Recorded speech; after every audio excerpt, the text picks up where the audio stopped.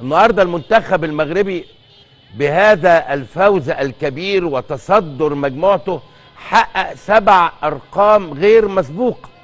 واحنا بنتفرج كده على هذه اللقطات، أول منتخب عربي وإفريقي يتحصل على 7 نقاط في نسخة واحدة بدور المجموعات. أول منتخب عربي وإفريقي يتصدر ب7 نقاط. أول منتخب عربي يتأهل لدور ال16 للمرة الثانية في تاريخه. المنتخب المغربي.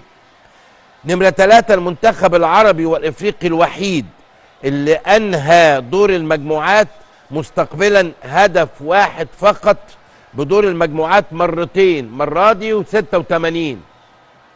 أيضا هو أكثر منتخب عربي مسجلا للأهداف في تاريخ المونديال، 18 هدف. المنتخب المغربي عبر مشاركاته في كأس العالم هو أكثر منتخب عربي يسجل أهداف في كأس العالم برصيد 18 هدف. هو أكثر منتخب عربي تحقيقا للنقاط في تاريخ المونديال، 18 نقطة في تاريخ مشاركاته. هو أكثر منتخب عربي تحقيقا للكلين شيت، يعني شباكه نظيفة، لم تستقبل شباكه أهداف في 5 مباريات سابقة. هو أكثر منتخب عربي تحقيقا للانتصارات في تاريخ المونديال، 4 انتصارات مع المنتخب السعودي. هو تاني منتخب إفريقي يتصدر مجموعته مرتين في تاريخ المونديال، كان في نيجيريا 94 و98. هو رابع منتخب إفريقي ينجح في تجاوز دور المجموعات أكثر من مرة بعد نيجيريا وغانا والسنغال. زياش هو أول لاعب مغربي يبدأ 6 مباريات في المونديال كأساسي، وهو الأكثر لعبا، حكيم زياش.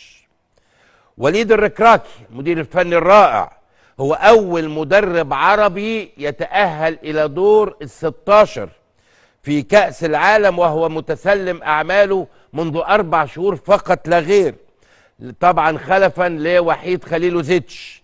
وهو أول مدرب مغربي يحقق انتصارين، وأكثر مدرب في تاريخ المنتخب المغربي جمعا للنقاط.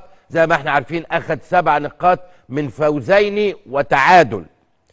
يوسف النصيري اللاعب الرائع هو أول لاعب مغربي يسجل في نسختين من المونديال، ويعادل الهدافين التاريخيين للمغرب في المونديال. هو سجل في أسبانيا في المونديال اللي فات.